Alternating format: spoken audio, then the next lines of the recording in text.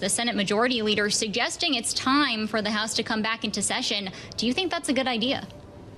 Well, it's time for the Senate to pass the clean CR. We're in this situation because the Senate Democratic leadership under Chuck Schumer refuses to vote for a clean CR. This used to be a non-controversial vote here on Capitol Hill. In fact, Democrats have voted time and again in favor of clean CRs, most recently in the spring. What changed is the politics for Democrats in the United States Senate. So the House has done our job. We're all waiting for the Senate to do their job. Chuck Schumer is beholden to his radical base. A lot of us are frustrated. It's time for us to move on because there's really important negotiations in front of us, including fiscal year 26 appropriations, as well as other policy priorities that you mentioned. Congressman, it's good to see you. Kevin Hassett had suggested yesterday maybe there's capitulation this week and this whole thing comes to an end. But every time the Senate votes on this, it's the same two Democrats and independent who break ranks here. So, I mean, at some point, we could be bumping up against November 21st. What do we do then? Do you wait forever for Senate Democrats? We just stay shut down until Chuck Schumer changes his tune? Well, the consequences of the Schumer shutdown continue to build. President Trump has done a great job taking some extraordinary actions to make sure that the consequences aren't felt by our troops, for example. But many of these are one-time actions. And so the consequences will continue to build. The pressure will build. And I do believe at some point the Senate will come to the table and recognize that their action to close the federal government and put at risk, for example, payment to our troops, the men and women wearing the United States military uniform, was the wrong bet. The sooner we come out of the shutdown and begin the substantive negotiations on fiscal year 26 approach as well as other policy priorities, the better off we are.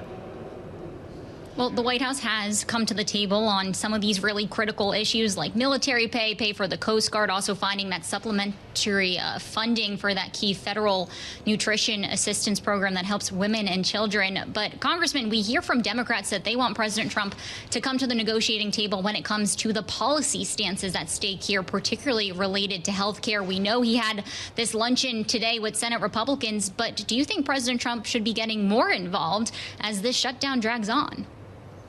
Well, I think, again, the challenge here is we put forward a clean CR now, as you noted, weeks ago, passed in the House. We're 3 weeks into a shutdown. We should be 3 weeks into the CR, utilizing the time that we're burning right now to negotiate those policy priorities. Many of these have year-end deadlines, appropriate conversations for us to be having, but we should be doing that in the context of an open and operational government. Again, the House did our job. The Senate is running into filibuster challenges. Senator Fetterman is even calling now and saying maybe we have to overcome that because a minority of United States senators are standing in the way under the leadership of Chuck Schumer from reopening the federal government. You've seen what's going on with the premiums here, Congressman, and I know that you're careful not to conflate this debate with that of government funding. But we saw a couple of states this morning in Georgia where I know Congresswoman Marjorie Taylor Greene has been making some noise here. Obamacare premiums could rise as much as 4 times. They could quadruple.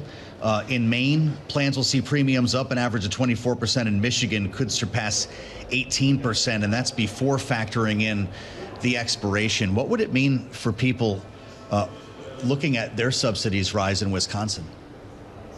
Well, I think what we see as the data continues to come in that the Affordable Care Act was anything but affordable for the American people. The program the Democrats put in place, and again, the Democrats set the sunset date themselves. This was a Democrat decision to sunset it at the end of the year. But what we continue to see is challenges inside the structure of the program. There is plenty of evidence of the waste, fraud, and abuse inside this Democrat-created program. There's a Treasury report that came out under President Biden that identifies the significant flaws inside these premium credits that go back to insurance companies as to why it's structurally unsound. So at an absolute minimum, we would need to make meaningful and substantive reform in the program. But again, these are the conversations and the debates that we should be having right now on Capitol Hill.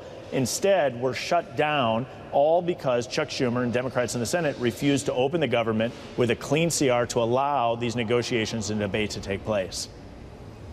Well, Congressman, Joe just outlined one of the potential impacts for constituents. Another has to do with economic assistance for farmers. A senior administration official tells me that's have currently been delayed because of this ongoing shutdown. I looked up the stats. The USDA estimates Wisconsin farmers produce $1.3 billion worth of soybeans each year. This is, of course, at the center of this issue, as China hasn't imported any U.S. soybeans so far this harvest season. I'm wondering if you're in any discussions with the administration on what this aid package might look like. Are they talking with Congress on this, and any update on when it could be rolled out? I had a long conversation with two soybean farmers from Wisconsin yesterday talking about this exact challenge. The short-term fix may be that type of a subsidy, but the long-term fix is getting trade agreements in place and having China once again purchasing U.S. soy. The U.S. soy exports are heavily dependent on the Chinese markets. The broader trade negotiations that we're having is causing concern. I'm of the view that we have a huge opportunity here to work with our allies, hold China accountable, and then strike the trade deal. I think President Trump's in a position to do that. The short-term fix may be providing some level of assistance. The long-term fix is striking these trade agreements to the benefit of American workers and farmers.